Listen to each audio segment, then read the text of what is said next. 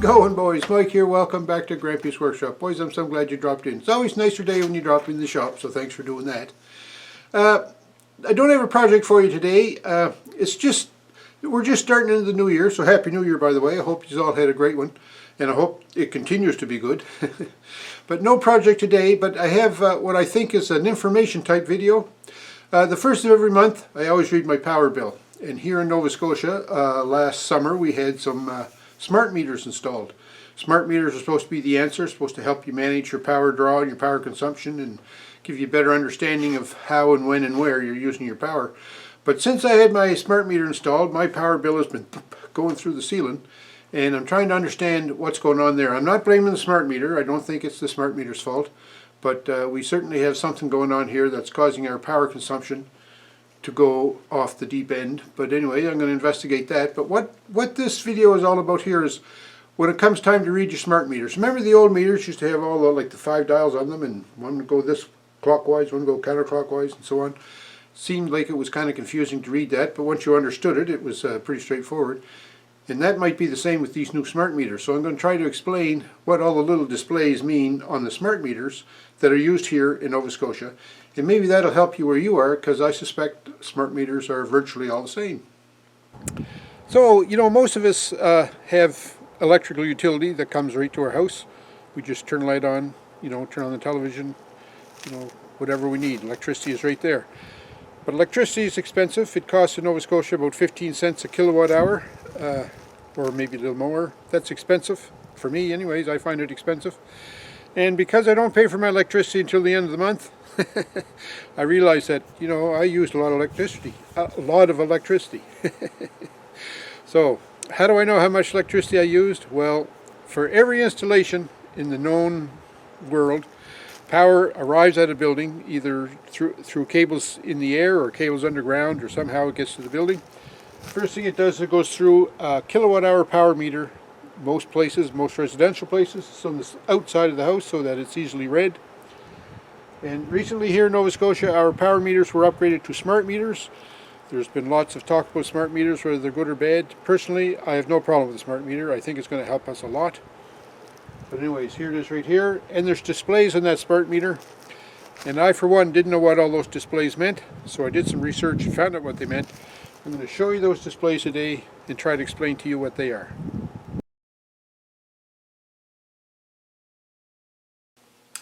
Sticker time! Boys, I love sticker time here at the shop. And lots of room on my wall for stickers.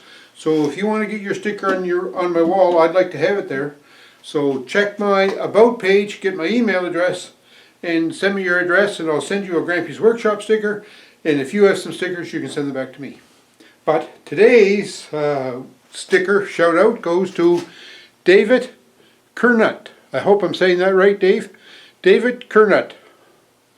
He's a nice little channel, just started up, doesn't have many subscribers, so I would ask if you wouldn't mind going over, show Dave some support, and check him out. He's a small engine guy. He does lots of work on small engines, lawnmowers, things like that.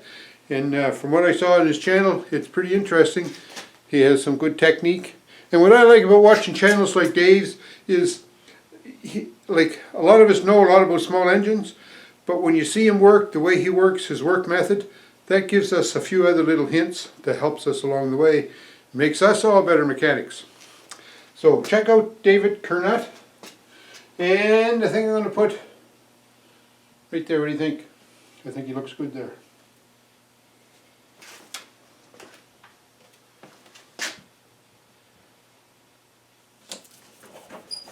Alright, David Kernut. Check him out. Good channel. So the kilowatt hour meter, the smart meter on your house, it has a series of displays. So I'm just showing you here a close-up of what those displays look like here in Nova Scotia as it just cycles through them. You know, they all mean something to somebody, but I'm not exactly sure the details of each one of them, but I'm going to try to explain what I think are the important ones and try to identify the ones that I don't think are as important. So we'll start off here just as it cycles through. Now, this is the first screen that you'll see, and it's a test screen. And what it does is just every segment on the display will light up. I think this is probably good for the technical people at the power company so they can make sure the display is functioning. This next display is a network identification code. The smart meters are on a network and they communicate back to the head office of the power company. So that communication network needs an identifying code, so that's what that screen is. And then that network also needs to be configured. So that's what we see here is a configuration code. I think that's what these are. And like I say, if you talk to technical support, they could probably tell you more what those codes mean. But in this third screen, those first three screens that you see, they all have to do with network protocols, network configurations, and network identification. So don't really mean a whole lot to the consumer. Now this next screen, this is the one where we separate the men from the boys. This is how many kilowatt hours you've actually used. It's prefixed with a D1, and then it shows the number of kilowatt hours that the meter has recorded. Now this next one is the demand since you last had your meter read, and it's prefixed with a D2, and it reads, in this case it's 10.940 kilowatts, so that's the last time I read the meter, it was reading 10.940 kilowatts. So this next display is, there's three dots on the lower left hand side of the display. You'll see them there under the D1, and they flash. The rate of those flashing indicates how much consumption you're using, the rate of consumption. Remember the old meters used to have the little wheel that spun around with the dot on it? The faster that spun, the more power. Well, there, the old meters we had with all the dials on them, those were hard to read too. So the digital smart meter, it's easier to read the numbers, but what do they mean? Well, now we know, or at least the meters in Nova Scotia, this is what they mean. Where you are may be totally different than what this meter is, and so this video is absolutely no value. Apologize for that, but anyways.